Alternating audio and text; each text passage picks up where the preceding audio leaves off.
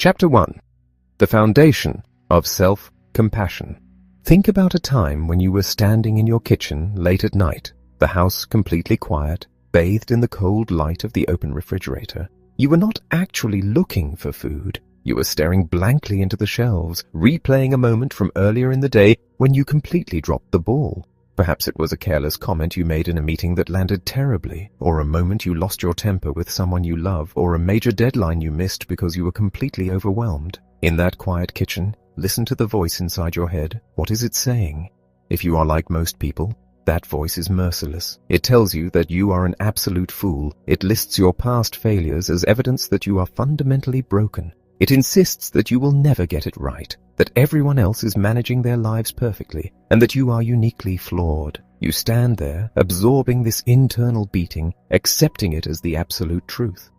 Now, imagine the phone rings right at that moment. You pick it up, and it is your dearest friend in the world. They are crying.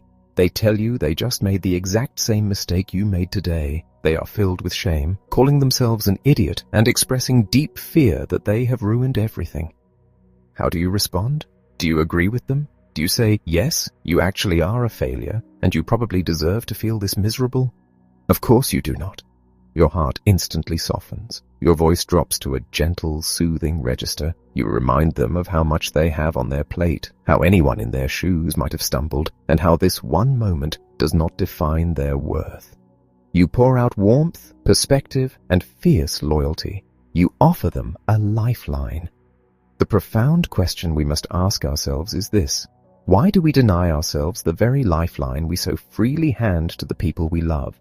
We have been conditioned to believe that treating ourselves with hostility is simply the cost of doing business in a competitive world. We assume that if we do not crack the whip, we will never grow, achieve, or become better. But there is another way to relate to ourselves, a way that is vastly more effective and infinitely more sustainable. It requires learning to become an inner ally rather than an inner enemy. This shift does not happen by accident. It happens through the intentional practice of self-compassion, which rests on 3 distinct pillars that completely alter how we process pain and imperfection. The first step in this transformation is developing the presence of mind to actually notice that we are suffering without exaggerating the experience or running away from it. When we make a mistake, our immediate instinct is usually to panic and build a catastrophic narrative. We do not just fail a test or miss a promotion, we decide our entire life is off track. Alternatively, we might numb out entirely, pouring a drink or scrolling endlessly on our phones to avoid the sting of the moment. Instead of swinging between catastrophic storytelling and total avoidance, we must learn to sit in the center of the experience. We must pause and acknowledge, with clear and balanced awareness, that this moment hurts. We simply say to ourselves, this is really difficult right now. This clear-sighted acceptance is the necessary first step, because we cannot heal what we refuse to feel, and we cannot comfort ourselves if we are lost in a spiral of exaggerated panic. Once we ground ourselves in the reality of the pain, we must immediately counter the most dangerous illusion of human suffering, the illusion of isolation. When we fail, we feel cut off from the rest of humanity. We look around and assume everyone else is effortlessly gliding through their lives, perfectly balancing their careers, their relationships, and their health, while we are the sole imposter struggling to keep our heads above water. This is a powerful, isolating lie. The truth is that imperfection, failure, and emotional pain are the shared inheritance of every human being on Earth. No one escapes it. When we remember this, the heavy cloak of shame begins to lift. Our personal failure is no longer a sign that we are defective. It is a sign that we are human. Our pain becomes a bridge of connection to others, rather than a wall that separates us. With a clear mind and a connected heart, we are then ready for the final step, which is actively turning inward to offer ourselves warmth and unconditional support. This goes far beyond merely tolerating ourselves. It means actively soothing ourselves when the world feels cold and harsh. It means speaking to ourselves with a tone of deep encouragement and gentleness, exactly as we would speak to a friend who is hurting. When we stumble, instead of unleashing a barrage of insults, we wrap an arm around our own shoulder. When people first hear about this approach, a chorus of internal objections usually rises up. We harbor deep suspicions about being kind to ourselves. The loudest objection is usually the fear that letting go of our harsh inner critic will make us lazy, complacent, and self-indulgent. We imagine that if we forgive ourselves for a mistake, we will just lay on the couch eating junk food for the rest of our lives. But this fundamentally misunderstands the nature of compassion. Think of a truly compassionate mentor. A great mentor does not let you give up on your dreams, nor do they let you settle for destructive habits. They want you to reach your highest potential because they care about your long-term thriving. If you are exhausted, they tell you to rest, but if you are avoiding a necessary challenge, they encourage you to step up. Compassionate self-correction is driven by love and a desire for health. Harsh self-criticism is driven by fear and a sense of inadequacy. We will always go further and burn out less when our engine is fueled by support rather than terror. Another deeply ingrained misconception is that self-compassion is just a dressed-up version of self-pity. But self-pity is a state of total self-absorption where the narrative is, "Poor me, my life is worse than everyone else's." Self-pity magnifies our suffering and cuts us off from the world. Self-compassion does the exact opposite. It looks at the suffering and says, "Life is hard for everyone, and I am currently experiencing my share of it." It zooms out, giving us perspective and emotional space, effectively destroying the poor me narrative by placing our experience within the massive tapestry of the human condition. Perhaps the most subtle trap we fall into is confusing self-compassion with self-esteem. Our culture is obsessed with self-esteem. To have high self-esteem, we usually have to feel special, above average, and better than the people around us. But it is mathematically impossible for everyone to be above average at all times. So we step onto a relentless, exhausting treadmill of comparison. We measure our worth by our latest success, our physical appearance, or our bank account. The tragic flaw of self-esteem is that it is a fair-weather friend. It abandons us the exact moment we need it most. When we fail, when we age, when we lose our job, our self-esteem shatters. Self-compassion is the solid ground beneath the fragile glass house of self-esteem. It does not ask whether we are better or worse than anyone else. It does not require us to be successful or beautiful to have worth. It simply asks us to relate to ourselves with kindness, precisely because we are flawed, struggling, and inherently worthy of love. It is a constant, steady friend that remains by our side, whether we are standing on the peak of a great victory or sitting on the floor of our kitchen in the middle of the night, feeling entirely broken.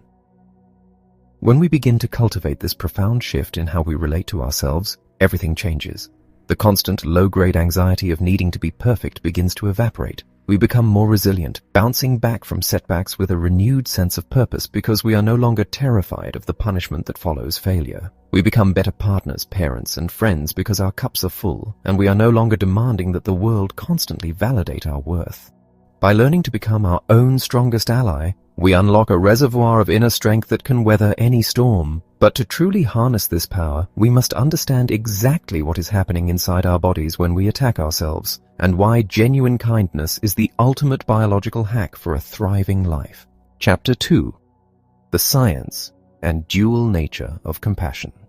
Think about a moment when you realized you made a catastrophic mistake. Perhaps you were sitting at your desk, the glow of the monitor illuminating your face, and you just clicked send on a critical project, only to instantly realize that you attached the wrong file, or deleted a crucial paragraph, or sent it to the wrong person.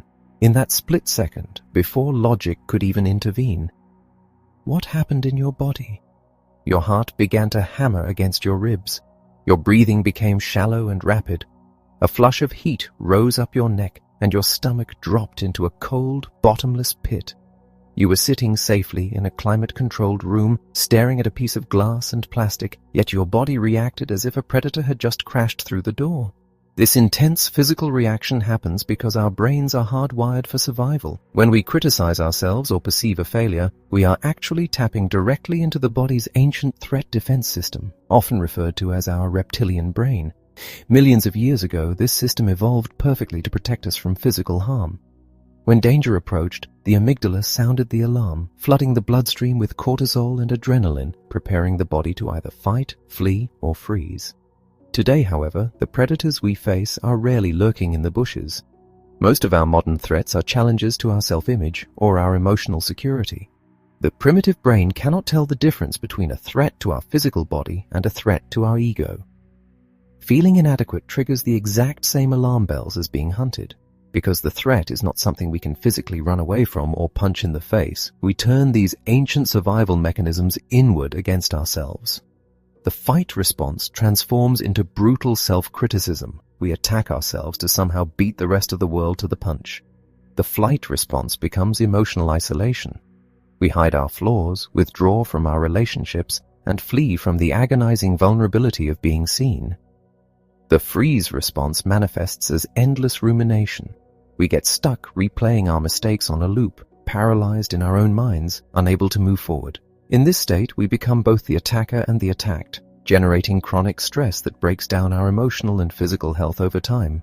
Fortunately, we are not just reptiles. We are mammals, and this biological distinction holds the key to our healing.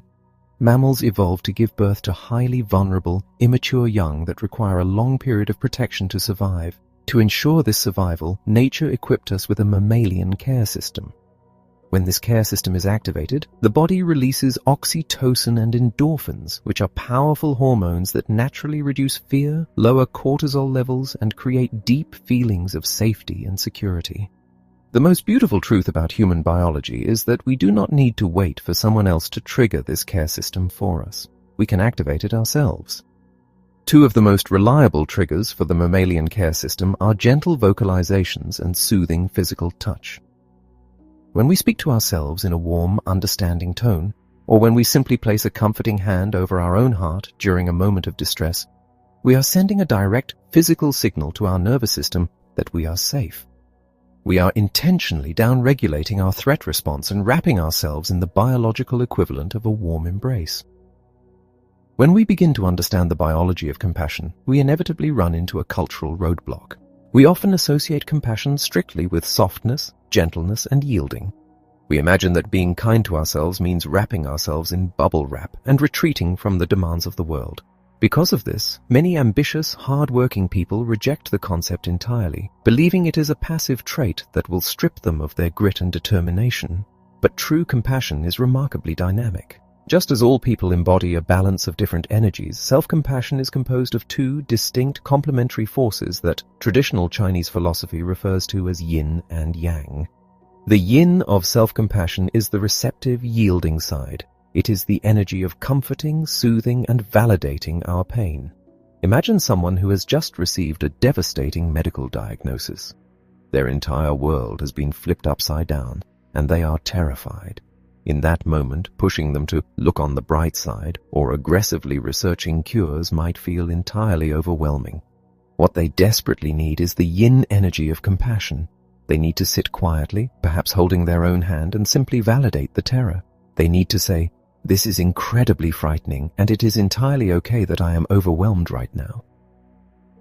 Yin compassion is the profound courage to simply be with our suffering without trying to instantly fix it, creating a container of warmth and acceptance around our deepest vulnerabilities. However, the yang of self-compassion is entirely different. Yang is the fierce, active, outward-moving energy of protecting, providing, and motivating. Consider a person who has spent years in a toxic, soul-crushing job where they are constantly undervalued and overworked. Yin compassion might help them soothe the pain at the end of a long day, but eventually, true self-compassion must bare its teeth. Yang compassion is the energy that finally stands up, slams a hand on the desk, and says, "No more." It is the force that protects our boundaries, demands respect, and takes aggressive action to change our circumstances. It is the fierce love of a mother bear protecting her cubs, but directed toward our own lives. When we harness the yang of self-compassion, we figure out exactly what we need to thrive, and we ruthlessly carve out a path to provide it for ourselves.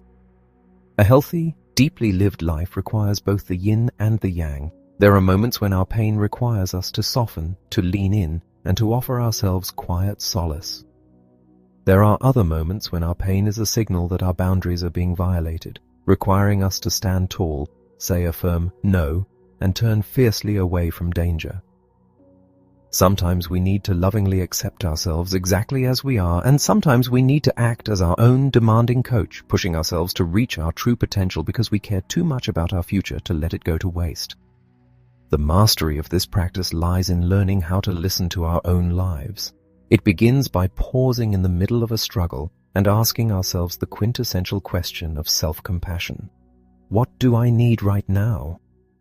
If we are exhausted and broken, we summon the yin to hold us.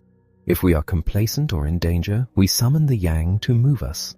By understanding our biological wiring and embracing the full, fierce, and gentle spectrum of love, we build a foundation of absolute inner security. But to know exactly which energy to call upon, we must first learn how to clearly see what is actually happening in the present moment, untangled from our fears of the past and our anxieties for the future. Chapter 3. The Power of Mindfulness and Acceptance. Imagine waking up at 3 in the morning, your eyes suddenly snapping open in the pitch dark. Before you even have a chance to orient yourself in the room, your mind is off to the races. You are immediately gripped by a conversation you had yesterday with your boss, playing it over and over again, analyzing every word and facial expression. Within seconds, your mind has fast-forwarded to a completely fabricated future where you are fired, unable to pay your bills, and thoroughly disgraced. As you lie there, your body becomes rigid, your heart races, and you are filled with a suffocating sense of dread. You are not actually experiencing a crisis in that moment. You are lying safely in a warm bed. Yet, you are completely engulfed by a terrifying narrative created entirely by your own mind. To practice self-compassion, we must first find a way to step out of that terrifying narrative. We cannot respond with kindness to our own suffering until we actually turn toward it and see it clearly. This requires the foundational skill of mindfulness.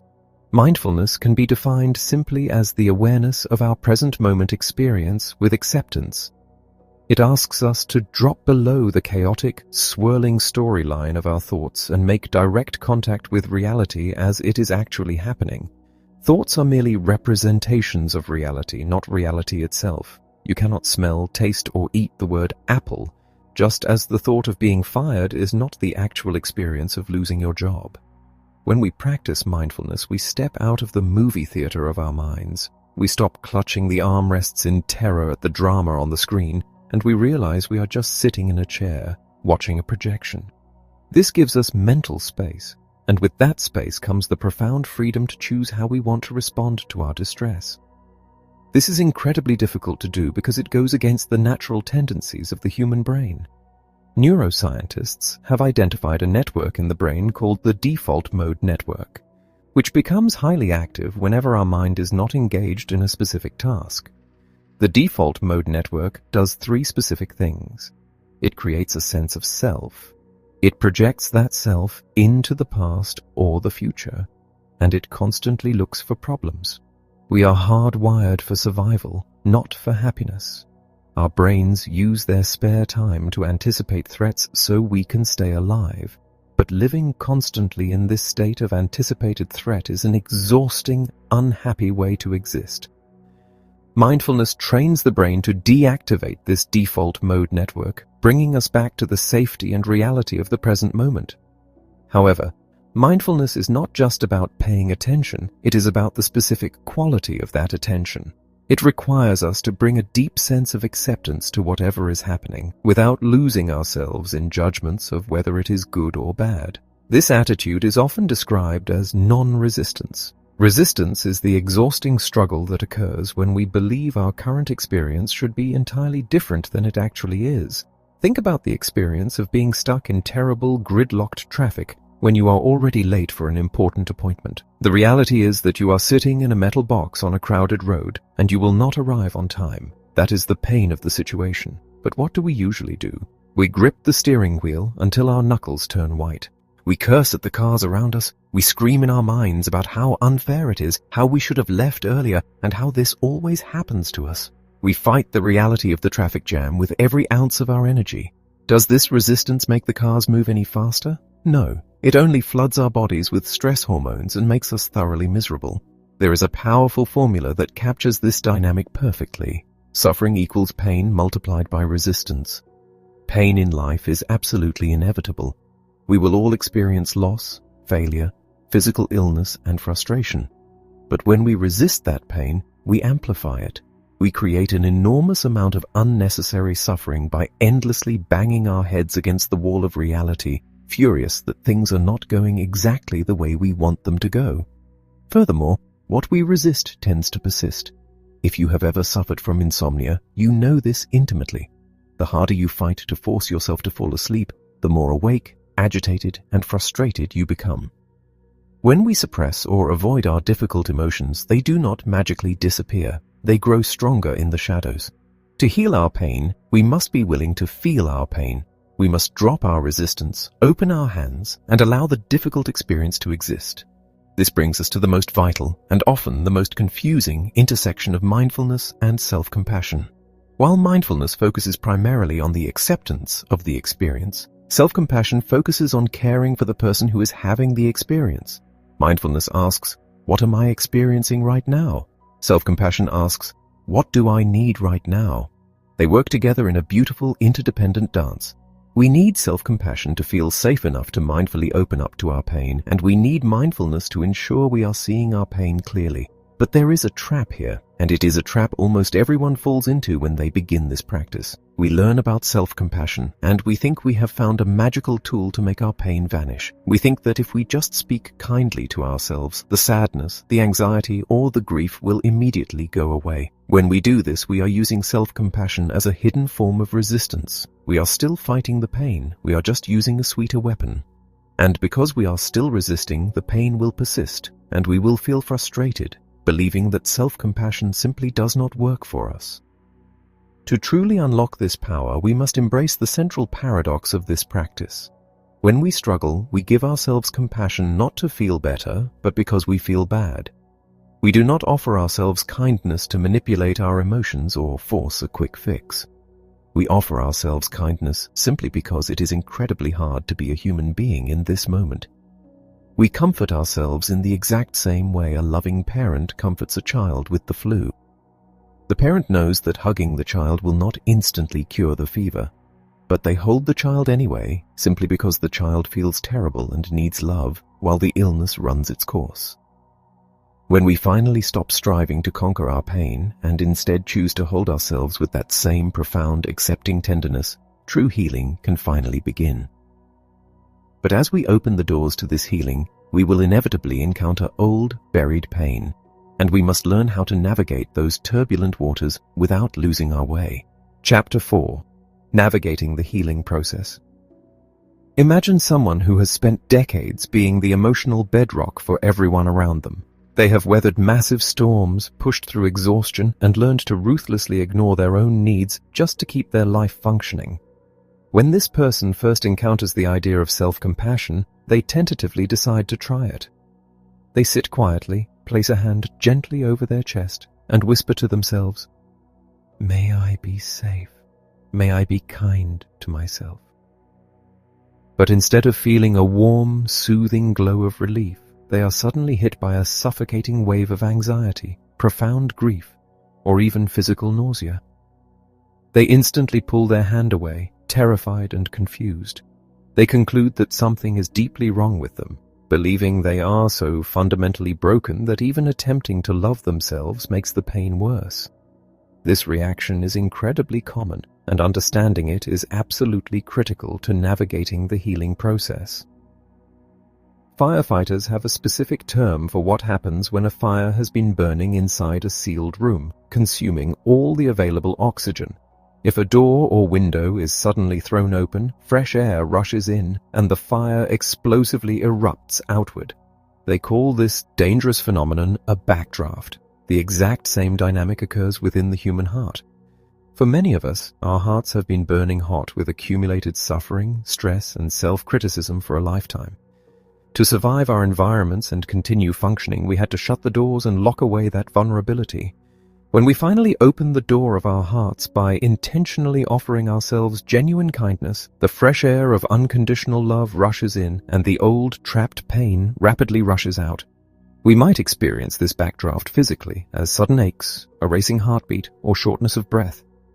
We might experience it emotionally as sudden weeping, intense fear, or loud mental protests screaming that we are completely unworthy of this affection. The most vital thing to realize is that experiencing backdraft is not a sign that you are doing the practice wrong. It is a clear sign that you are doing it right. The pain you feel is not being created by the self-compassion, it is simply the old, stored pain finally being released. However, knowing this intellectually does not make the flames any less hot in the moment. When backdraft arises, we must not force ourselves to sit inside a burning room in the name of spiritual growth. The most compassionate question we can ask ourselves in that moment is, what do I need to feel safe right now? Sometimes the safest and most loving answer is to completely step away from the emotional practice and anchor ourselves in the physical world. This might mean standing up and intentionally feeling the solid ground beneath the soles of our feet, shifting our weight to notice the texture of the floor, and reminding our nervous system that we are physically safe in the present moment. It might mean taking refuge in ordinary activities, like washing the dishes and focusing entirely on the temperature of the water, or taking a brisk walk outside, or simply petting a dog. Behavioral self-care, like drinking a warm cup of tea or taking a bath, is just as valid a form of self-compassion as a deep, silent meditation. We must pace ourselves, allowing the door of the heart to open just a crack and giving ourselves full permission to close it again when the heat becomes too intense.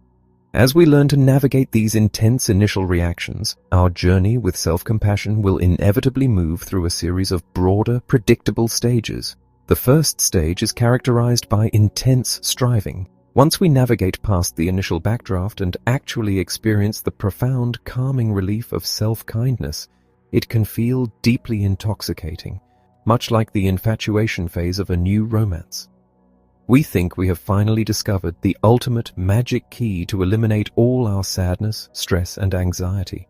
We turn self-compassion into a shiny new tool to manipulate our emotions, eagerly applying kindness with the strict, underlying agenda of making our pain permanently disappear. But human pain cannot be permanently deleted. Eventually, a day will come when you have a terrible argument, or receive devastating news, or make a massive mistake. You will dutifully put your hand over your heart and say all the right comforting words, and absolutely nothing will happen. You will still feel miserable. This brings us crashing into the second stage of the journey, disillusionment. In the stage of disillusionment, we feel entirely betrayed by the practice. We assume that because we still feel awful, self-compassion has failed, or worse, that we are uniquely incapable of doing it correctly. But what is actually happening is that our secret agenda has been exposed. Any technique we use with the underlying goal of forcing pain to go away is actually a hidden, subtle form of resistance. And as we know, resisting our pain only guarantees that it will persist and amplify. The disillusionment stage is incredibly valuable because it shatters our illusion that we can perfectly control or bypass the difficult realities of the human experience. When we finally exhaust ourselves trying to fix our pain, we collapse into the third and most profound stage, radical acceptance. This is the stage where we completely drop the exhausting idea of making progress. We stop striving to achieve a state of permanent, unshakable calm. Instead, we surrender to the messy, complicated reality that we are flawed human beings living highly unpredictable lives. Our goal ceases to be perfection, and instead, we simply aim to become a compassionate mess. Radical acceptance means that when you are angry or terrified or feeling totally unworthy, you do not try to aggressively throw those parts of yourself away. You befriend them. You offer yourself love not to miraculously cure the pain, but simply because the pain is heavy and you deeply need support while carrying it. This profound shift in intention changes absolutely everything. You are no longer fighting a war against your own internal landscape. You are walking through it, hand in hand with yourself, trusting that no matter how dark the woods become, you will not abandon yourself along the way. With this unwavering commitment established, we can begin the beautiful, transformative work of actively cultivating a deeply loving inner voice. Chapter 5. Cultivating Loving Kindness and True Motivation. Think about someone you know. Perhaps it is the person staring back at you in the mirror who relies entirely on fear to get things done. Imagine this person sitting at a desk late at night, exhausted to the bone, forcing themselves to finish a grueling project. To keep themselves awake and focused, they mentally crack a whip. They tell themselves that if they fail, they will lose everything. They call themselves lazy, uninspired, and inadequate to manufacture a surge of panic. The panic provides a rush of adrenaline, and they use that toxic energy to push across the finish line. For years, they have believed that this harsh internal tyrant is the only reason they have achieved any success in life. They are absolutely terrified that if they ever silence that cruel voice and offer themselves a little grace, they will instantly lose their edge, abandon all their ambitions, and surrender to a life of total mediocrity. This is perhaps the single greatest barrier we face on this journey, the deep-seated belief that treating ourselves with kindness will destroy our motivation. To dismantle this illusion, we must first understand the fundamental energy we are trying to cultivate, which goes slightly beyond compassion itself. We must explore the profound practice of loving kindness. While compassion is specifically defined as a sensitivity to suffering coupled with a deep desire to alleviate it, loving kindness is a broader baseline attitude of friendliness and goodwill. We need compassion when we are in pain, but we need loving kindness all the time, even when things are going wonderfully. An elegant way to understand the relationship between the two is a metaphor often shared by meditation teachers. When the sunshine of loving kindness meets the tears of suffering, the beautiful rainbow of compassion arises. To build this baseline of warmth, practitioners often use specific phrases or good intentions, silently repeating wishes like, "May you be happy, peaceful, healthy, and live with ease." Usually, it is easiest to start by directing these wishes towards someone we naturally adore, like a beloved child or a cherished pet, feeling the effortless warmth that blooms in our chest. Once that energy is flowing, the practice asks us to gently turn that exact same beam of unconditional warmth inward, tucking ourselves into the circle of goodwill. However, many people hit a wall when they try this. They sit down, repeat the traditional phrases, and feel absolutely nothing. They feel like a robot mechanically reciting empty words, and they assume they simply lack the capacity for genuine self-love. If you have ever felt this deadness, it is vital to know that you are not failing. There is an old story from the Judaic tradition about a student who asks a rabbi why the scriptures command us to place the holy words upon our hearts, rather than inside our hearts. The rabbi explains that our hearts are often closed, so we must rest the words on top of them. Eventually, when the heart inevitably breaks, the words will naturally fall exactly where they belong. Still, to help these words resonate deeply, we must personalize them so they do not feel like an empty script. We must find the specific phrases that act as a unique key to unlock our own heavily guarded doors. To do this, we have to pause and ask ourselves what we genuinely need. It is crucial to distinguish between a want and a need. Wants tend to live from the neck up. They are the endless, infinite desires of the ego, like wanting a fancier car, a flawless reputation, or a specific brand of coffee. True needs live from the neck down. They are universal, deeply human requirements such as the need to feel safe, to belong, to be respected, and to be loved. Imagine sitting quietly and asking yourself, what are the exact words I have secretly spent my entire life hoping to hear from someone else? What sentence, if whispered into my ear by someone who truly saw me, would make my shoulders drop and bring tears of absolute relief to my eyes? Perhaps it is, "I love you exactly as you are." Perhaps it is, "You do not have to be strong all the time." Perhaps it is simply, "You belong here." Once you discover the words you have been desperately waiting for the world to give you, you can begin the radical practice of giving them to yourself. You offer yourself these phrases not as magical affirmations pretending everything is perfect, but as deep, authentic blessings. When we finally establish this bedrock of authentic loving kindness, we can return to the terrifying question of motivation. Does giving ourselves this unconditional love mean we will stop striving? Absolutely not. To understand why, imagine a truly loving, compassionate parent raising a child. Does this parent let the child skip school, eat junk food all day, and abandon all their potential simply because the parent loves them? Of course not. The parent sets boundaries, encourages hard work, and pushes the child to succeed precisely because they care deeply about the child's long-term health and happiness. If the child brings home a failing grade, a harshly critical parent might call the child a worthless loser, inducing terror. The child might study frantically out of fear, but they will eventually develop crippling anxiety and a hatred for learning. The compassionate parent, however, comforts the child for the pain of the failure, assures them that their worth is not tied to a test score, and then firmly asks, How can we fix this, and how can I support you in working harder next time? The exact same dynamic applies to our internal landscape. Motivation driven by harsh self-criticism arises entirely from fear. Our inner critic is actually an extension of our primitive threat defense system, aggressively yelling at us to change our behavior so we do not fail, face rejection, or get kicked out of the tribe. Its intentions are ultimately to keep us safe, but its methods are brutal and exhausting. Self-compassionate motivation, on the other hand, arises from love. We push ourselves to grow, to change unhealthy habits, and to achieve our dreams, not because we are unacceptable as we are, but because we fiercely care about our own well-being and want to reach our full potential. When you hear that cruel inner critic screaming at you to work harder, you do not have to hate it. You can pause, acknowledge that this voice is terrified of failure, and gently thank it for trying to keep you safe. Then, you can respectfully ask it to step aside, making room for a wiser, compassionate inner coach. You replace the whip of fear with the powerful, sustainable engine of love. When you do this, you become less afraid of failure, more willing to take creative risks, and vastly more resilient when you inevitably stumble along the way. With this powerful new motivational engine running, we are fully equipped to turn our attention to the physical vessel that carries us through this life, and to the deepest values that give our journey its ultimate meaning. Chapter 6.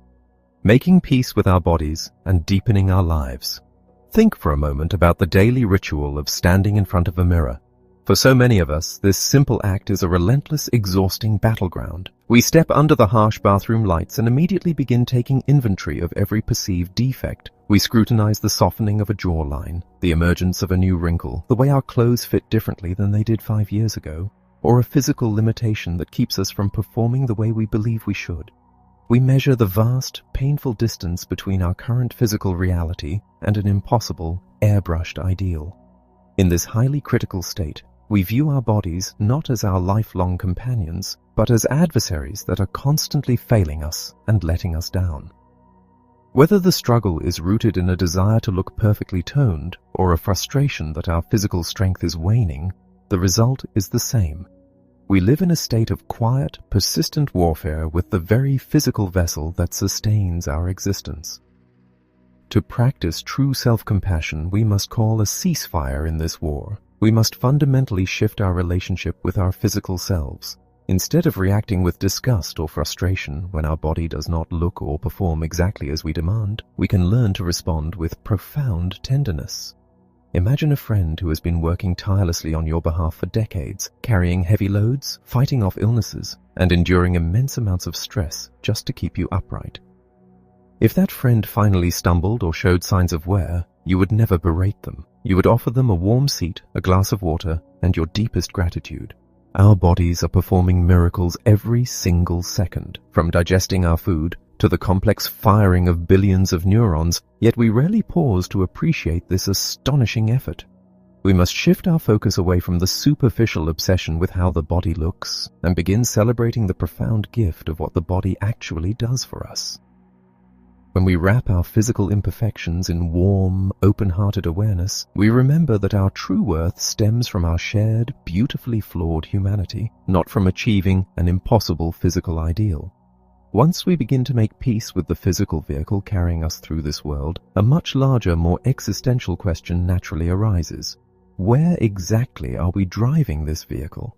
This brings us to the profound exploration of our core values. The deepest suffering in our lives often occurs not because we are failing, but because we are succeeding at the wrong things. We have a tendency to confuse our goals with our core values, but they are entirely different concepts. Goals are simply destinations.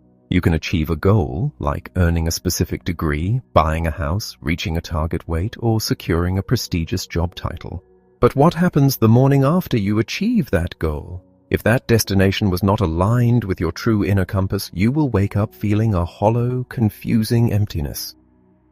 Core values, on the other hand, are not destinations. They are directions.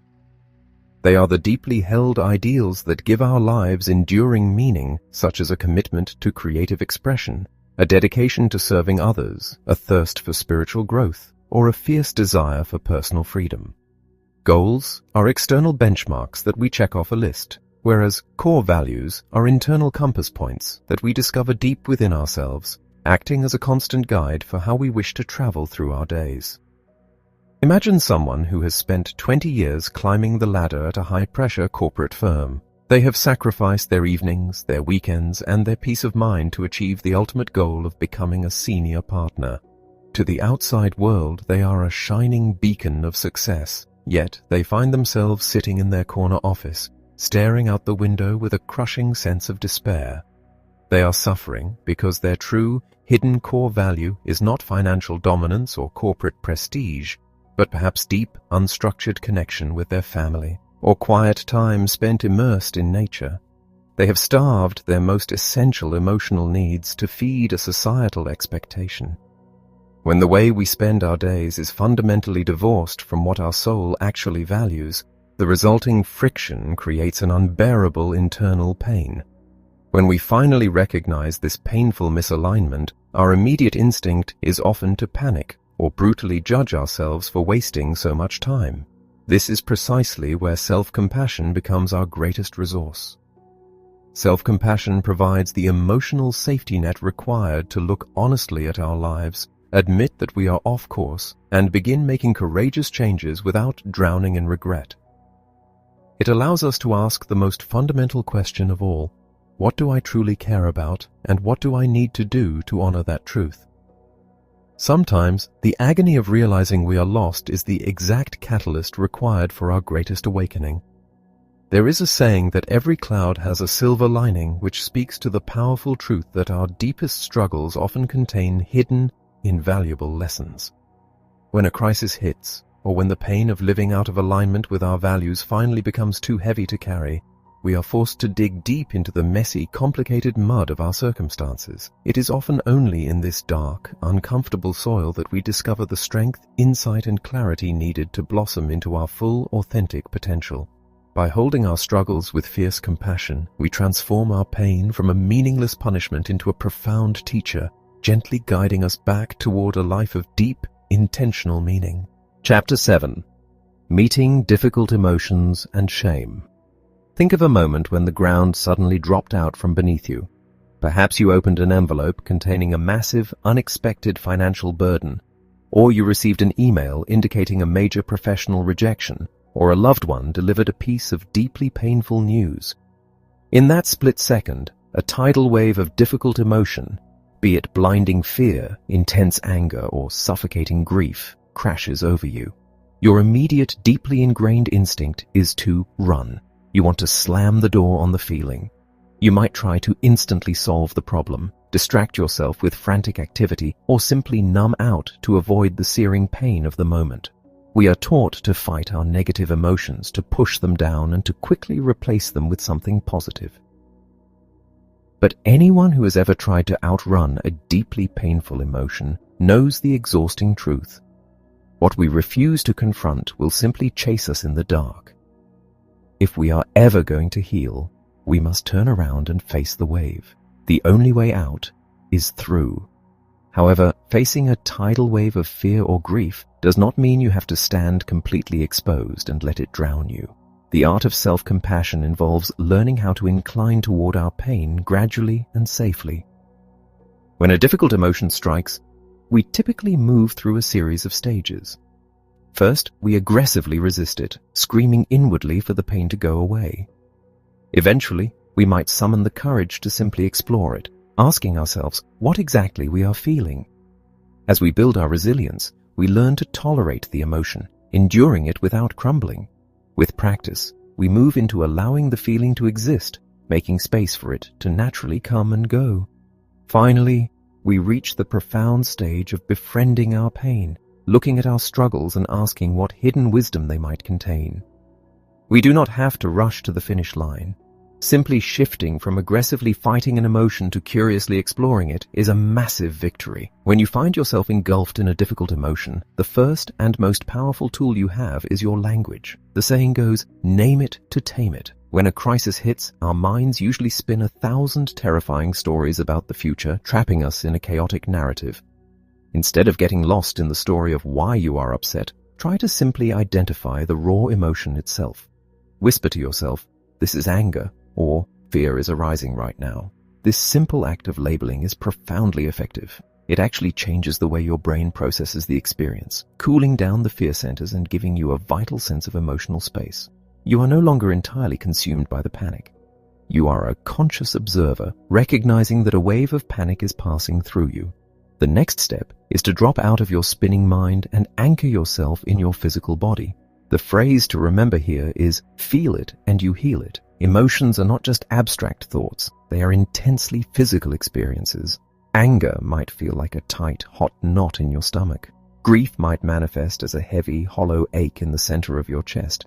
Fear often feels like a vice gripping your throat. Because our thoughts move at the speed of light, it is nearly impossible to calm down by arguing with our own minds. The body, however, moves slowly. When you gently shift your attention away from the terrifying story in your head and focus entirely on the physical sensation in your body, the emotion loses its overwhelming power.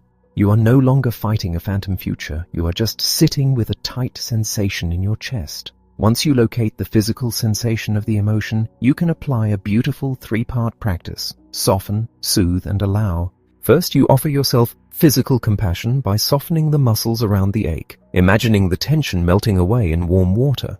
Next, you offer yourself emotional compassion by actively soothing yourself. This might mean placing a warm hand directly over the ache in your chest or stomach, sending gentle support straight to the physical center of your pain. Finally, you offer yourself mental compassion by simply allowing the sensation to exist.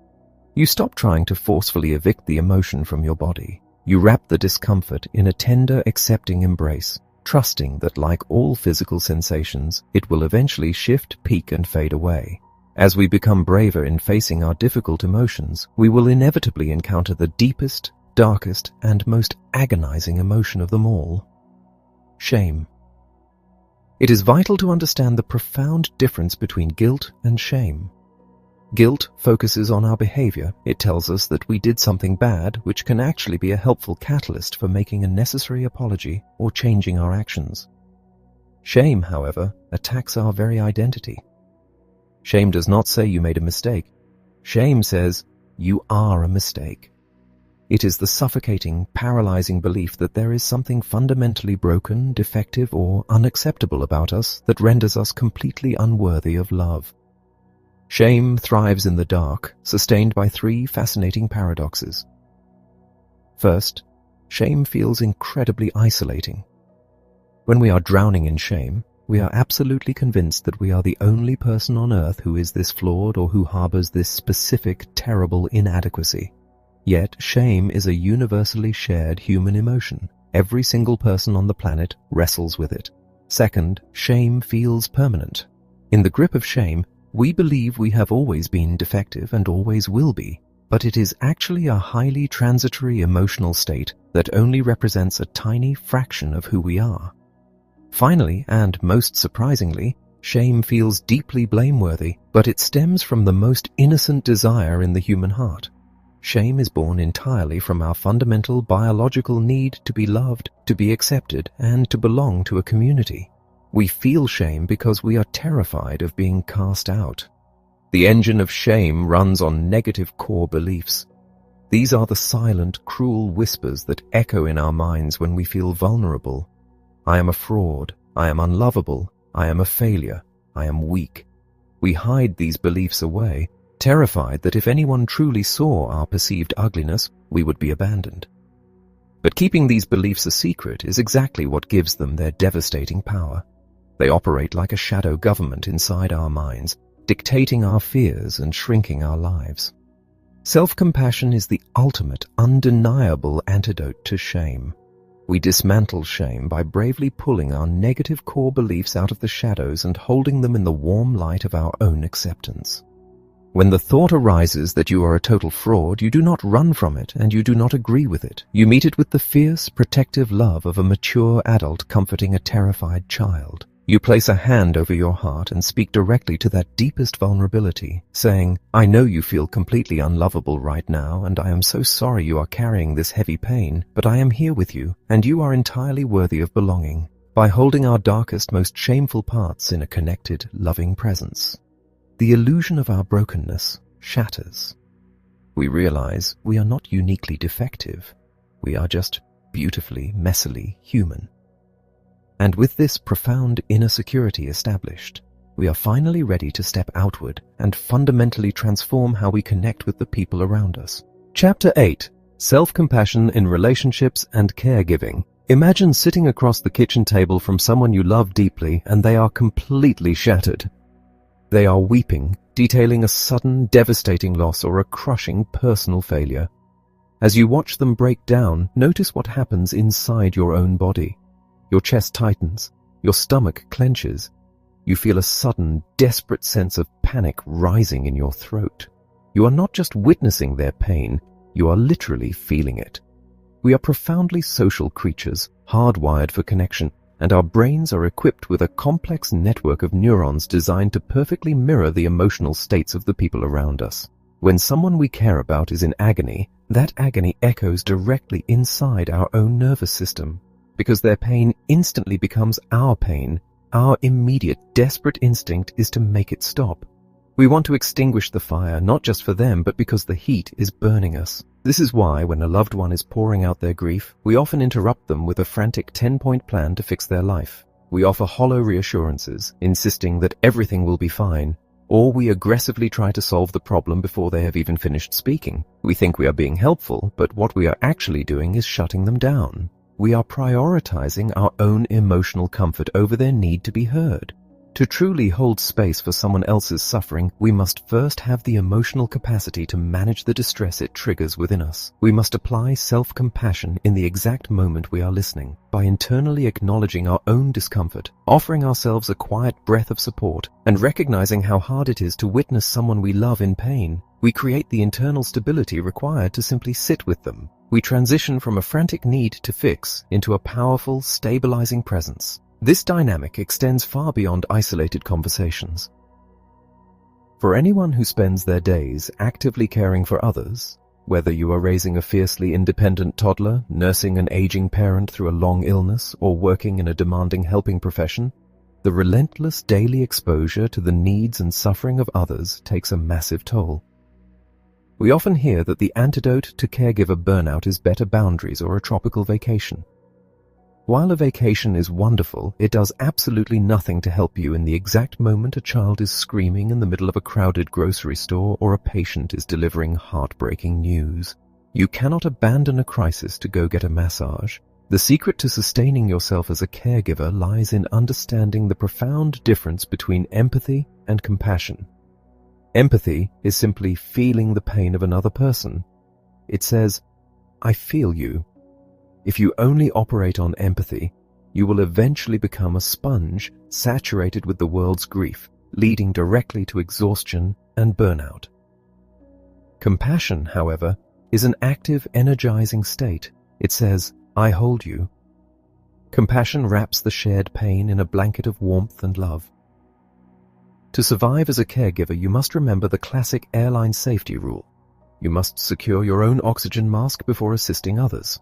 When you are in the trenches of caring for someone who is struggling, you must intentionally breathe in compassion for your own overwhelming stress and breathe out compassion for their suffering.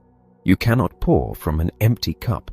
By actively soothing your own nervous system, you naturally calm the environment around you, transforming your caregiving from a state of frantic depletion into a sustainable, deep-rooted strength. This profound need to manage our own emotional landscape is perhaps most critical in our romantic partnerships. Intimate relationships are a fertile breeding ground for emotional contagion. If you come home from work carrying a dark, irritable cloud of stress, that mood will instantly infect your partner. They will feel the edge in your voice, become defensive, and snap back. Within minutes, a simple question about dinner escalates into a massive downward spiral of hostility. We hold immense power to dictate the emotional weather of our homes. When we practice self-compassion, we can intercept that downward spiral. If we take a moment to pause in the driveway, place a hand over our heart, and offer ourselves kindness for the exhaustion of the day, we diffuse the bomb. We enter the house with a softer energy, initiating an upward spiral of connection, rather than a cycle of defensive bickering. Yet the greatest trap in any intimate relationship is the silent, impossible expectation that our partner must magically intuit and fulfill all of our emotional needs. We often enter relationships believing that finding the right person will permanently cure our insecurities, erase our loneliness, and provide us with a constant, unwavering stream of validation. When our partner inevitably fails to read our minds or simply has a bad day of their own, we feel profoundly betrayed. We become a bottomless black hole of need, constantly demanding reassurance, which ultimately suffocates the relationship and drives the very person we love away. Self-compassion is the ultimate liberation from this suffocating dynamic. It teaches us that we do not have to starve while waiting for someone else to feed us. If you are desperately craving validation, respect, or a reminder that you are deeply loved, you have the profound ability to give that exact reassurance to yourself. You can look inward and speak the words you are dying to hear. Meeting your own emotional needs does not mean you stop needing your partner. It means you stop holding them hostage. When you are emotionally fulfilled from within, you can allow your partner the freedom to be exactly who they are, a flawed, complex human being, rather than a perfect mirror designed only to reflect your worth. When we bring self-compassion into our relationships, we are no longer empty vessels demanding to be filled by the people around us. We become a deep, stable reservoir of warmth. We are able to listen without fixing, care without burning out, and love without suffocating demand, because we are finally giving ourselves the absolute grace we have been seeking from the world. But what happens when that connection is violently severed? What happens when a boundary is crossed, a deep betrayal occurs, and we are left drowning in a sea of toxic resentment? Chapter 9. Transforming Anger and Finding Forgiveness. Imagine pouring your life savings, your endless energy, and years of meticulous planning into building a brand new business venture. You have partnered with someone you trust implicitly, a close friend whom you have known for a decade. Together, you spend countless late nights researching supply chains, analyzing market trends, and designing a beautiful premium retail space that you are both incredibly proud of. The future looks bright. Then, mere days before the final lease is signed and the launch is announced, your partner abruptly walks away. Worse, you discover they have taken your joint investor and several of your best operational strategies to launch a nearly identical concept across town. The project you built with your own two hands is suddenly in ruins, and you are left completely stranded. The immediate reaction to a betrayal of this magnitude is a white-hot, blinding rage. You feel it radiating in your chest, a physical fire that makes your hands shake and your jaw clench. For months afterward, you lose sleep. You lie awake in the dark, having imaginary arguments with this former friend, dismantling their character and plotting ways to expose their treachery to the world. You carry this intense hostility into every room you enter. You believe this anger is keeping you safe, serving as a heavy shield to ensure you are never taken advantage of again. But as the months drag on, the shield becomes a prison. The constant seething resentment exhausts you. It sours your other relationships, drains your creative energy, and leaves you feeling permanently bitter. As the old proverb warns, holding on to this kind of anger is like drinking poison and expecting the other person to die. Anger, in and of itself, is not a bad emotion. It is a vital biological signal that a boundary has been crossed, that an injustice has occurred, or that we need to take action to protect ourselves. The problem arises when we get stuck in the anger, hardening our hearts and refusing to process what is actually driving the rage. If we are going to stop drinking the poison, we must change our relationship with this intense emotion. We must use self-compassion to carefully peel back the heavy armor of our rage and examine what lies beneath. In almost every situation, anger is a hard feeling designed to completely cover up a deeply vulnerable, soft feeling. When we pause, take a deep breath, and look beneath the fury of a business betrayal, what do we actually find? We find a profound sense of hurt. We find a terrifying fear of financial ruin. We find the humiliating sting of rejection and a deep, aching loneliness at the loss of a trusted friend. These soft feelings are agonizing to sit with, which is exactly why our minds prefer the powerful, righteous energy of anger. But we cannot heal anger without directly comforting the soft, wounded feelings that are crying out from the dark. If we dig even deeper beneath the soft feelings, we always discover a fundamental unmet human need. In the aftermath of a massive betrayal, the unmet need might be a desperate craving for respect, a need for safety, or a need for loyalty. Our instinct is to demand that the person who hurt us return and fulfill that need, to force them to apologize, to make them give us the respect we deserve. But we cannot control other people. If we wait for the person who betrayed us to heal us, we will wait forever. This is where the profound power of self-compassion intervenes. We can identify our unmet need, and we can actively step up to meet it ourselves. If your deepest unmet need in that moment is respect, you do not have to wait for a treacherous business partner to give it to you. You can sit quietly, place a hand over your heart, and offer that respect to yourself. You can honor your own tireless work ethic. You can validate the purity of your own intentions, acknowledging how much dedication and intelligence you brought to the table. You can look at your own reflection and say, I deeply respect you, and your value is not diminished by someone else's lack of integrity. It may feel hollow at first, but as you persistently offer yourself the exact validation you were starving for, the desperate, angry grip on the other person begins to miraculously loosen. Does this mean we simply let go of our anger, turn into a passive doormat, and allow people to walk all over us? Absolutely not. When we process the soft feelings beneath our rage, our anger transforms into something incredibly powerful: fierce compassion. Fierce compassion is the energy that stands up to injustice and protects our boundaries, but does so with clear eyes rather than blind hatred. It allows you to hire a lawyer, sever all ties with your former partner, and fiercely protect your remaining assets, all without demonizing the other person. With fierce compassion, you can recognize that the person who betrayed you is a flawed, deeply insecure human being who likely acted out of a terrifying scarcity mindset or immense personal pressure. You can see their messy humanity without for a single second excusing their unacceptable behavior. This clear-sighted, fierce compassion is the ultimate gateway to forgiveness. Forgiveness is one of the most misunderstood concepts in the human experience.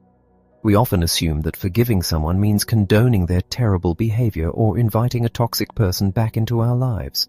But true forgiveness has absolutely nothing to do with the other person. Forgiveness is the internal decision to cut the heavy anchor of resentment so that your own ship can finally sail forward. It is giving up all hope of a better past. The journey to forgiveness requires walking through several distinct fires. First, we must completely open up to the pain that was caused, refusing to numb it or run away. Second, we must flood that pain with warm, unconditional self-compassion, holding ourselves together while the hurt processes through our bodies. Third, we must widen our perspective, using wisdom to see that the person who harmed us is caught in their own web of past traumas, blind spots, and fears. Fourth, we must set the internal intention to release the burden of carrying the grudge. And finally, we must fiercely commit to protecting ourselves, ensuring we never put ourselves in a position to be harmed by that specific person again. When we walk through these steps, the heart finally unclenches, and we are set free. But what happens when the script is flipped? What happens when we are the ones who walked away, broke a promise, or caused someone else agonizing pain? The journey of self-forgiveness is often infinitely harder than forgiving others. When we realize we have deeply hurt someone, our immediate reaction is often a paralyzing wave of shame. We decide that we are fundamentally toxic and unworthy of love. But we must remember the distinction. Guilt tells us we made a terrible mistake. Shame tells us we are a terrible person. To heal, we must reject the shame and embrace the guilt. Self-forgiveness requires the exact same courageous steps. We must look directly at the devastation we caused without making excuses. We must offer ourselves profound compassion for the agonizing guilt we are experiencing, remembering that making terrible mistakes is a universal part of the human condition. We must look deeply into our own history to understand the fears and pressures that drove our bad behavior, not to excuse it, but to understand it. And finally, we must make an unbreakable vow to learn from the wreckage, to change our behavior, and to never inflict that specific pain on another human being again. When we find the strength to forgive, whether it is forgiving a massive betrayal or forgiving our own darkest moments, we clear the debris from our hearts. We empty out the bitterness, leaving vast open space for the final, most beautiful phase of this practice, learning how to truly let the light in. Chapter 10. Embracing Joy and Moving Forward. Imagine you are sitting in a highly anticipated performance review at work. Your manager spends 20 solid minutes praising your dedication, your brilliant problem-solving skills, and the massive positive impact you have had on the entire team. You feel a warm flush of pride. Then, in the final 60 seconds of the meeting, they gently mention one minor area where you could improve your communication on a specific software platform. When you drive home that evening, sit down for dinner, and eventually lie in bed staring at the ceiling, what are you thinking about? You are not celebrating the 20 minutes of glowing praise. You are agonizing over that single piece of criticism, turning it over and over in your mind, allowing it to completely eclipse your success. This is not a personal failing or a sign of deep insecurity. It is a profound biological default. The psychological term for this phenomenon is the negativity bias. Our brains are designed to act like Velcro for bad experiences and Teflon for good ones. Evolutionarily speaking, the ancestors who constantly fretted and worried about hidden dangers were much more likely to survive than the ancestors who simply kicked back to relax and watch a beautiful sunset. Focusing on the negative kept us safe from physical harm. However, in our modern world, where the threats we face are mostly challenges to our self-image rather than predators in the brush, this biological wiring leaves us with a highly distorted, unbalanced awareness of reality. Because self-compassion is fundamentally about seeing our reality clearly, we must actively and intentionally train ourselves to recognize and absorb positive experiences. We have to put extra effort into noticing what is right, simply to balance the scales. One of the most effective ways to counteract this bias is through the intentional practice of savoring. Savoring is not merely about experiencing pleasure. It involves bringing conscious, mindful awareness to the experience of pleasure. It is the act of noticing that something good is happening exactly while it is happening. Think about your morning cup of coffee or tea. Most of the time, we gulp it down while frantically scrolling through emails, completely disconnected from the experience. Savoring asks you to stop. It asks you to feel the comforting heat of the ceramic mug against your palms, to actively inhale the rich, roasted aroma, and to let the complex flavors linger on your tongue before you swallow. By intentionally taking the time to notice and absorb these small, delightful moments, we actively cultivate positive emotions and train our brains to recognize that joy is present in our daily lives. The powerful sister practice to savoring is gratitude. While savoring is an experiential practice, gratitude is deeply rooted in wisdom. It is the active practice of recognizing, acknowledging, and giving thanks for the good things that exist in our lives right now. True gratitude requires us to understand the staggering, interdependent web of causes, conditions, and other people that must perfectly align for even the simplest good thing to occur. When we practice gratitude, we shift our powerful lens of attention away from what we lack and shine it directly onto what we have, radically reframing our entire emotional experience. It trains the mind to find the silver linings and the hidden blessings, even on our most difficult days. While it is incredibly beneficial to practice savoring and gratitude for the external world, the true challenging edge of this work is turning that appreciation inward. For many people, self-appreciation is actually far more uncomfortable than self-compassion. When someone offers you a genuine, heartfelt compliment, what is your immediate instinct? Most of us physically tense up. We instantly deflect the praise, make a self-deprecating joke, or quickly point out a flaw to balance the conversation. We feel it is fundamentally wrong to appreciate ourselves. We are terrified that if we acknowledge our own goodness, we will become arrogant, we will lose our competitive edge, or we will separate ourselves from others by stepping onto a fragile pedestal. But true self-appreciation has absolutely nothing to do with believing we are perfect or superior to anyone else. It is simply the act of applying the three core elements of self-compassion, mindfulness, common humanity, and self-kindness to our positive qualities as well as our negative ones. It means mindfully noticing our strengths without taking them for granted. It means remembering that having good qualities is just as much a part of the shared human experience as having flaws. And it means being kind enough to express genuine appreciation for our own resilience, our own kindness, and our own hard work. By allowing ourselves to honor our strengths, we correct our deep-seated negativity bias and finally begin to see ourselves clearly as whole, complex, and beautifully multifaceted human beings. As you move forward from here, Bringing these tools into the chaotic reality of your daily life, it is essential to remember that cultivating this relationship with yourself is a lifelong journey, not a final destination. There will be days when you seamlessly offer yourself fierce protection and gentle comfort. There will also be days when you fall right back into the grip of your harshest inner critic. When that happens, you do not need to beat yourself up for failing at self-compassion. You simply offer yourself a little grace for being a human being who temporarily forgot, and you begin again. The ultimate goal of this profound practice is not to eradicate your flaws, transcend your humanity, or achieve a state of permanent unbroken peace. The goal, quite simply, is to become a compassionate mess. It is to live fully, to risk deeply, to stumble frequently, and to know with absolute unwavering certainty that no matter how hard you fall, you will always be there to catch yourself. You are the ally you have been waiting for. You have the power to transform your inner world, and in doing so, you will transform every single way you connect with the world around you.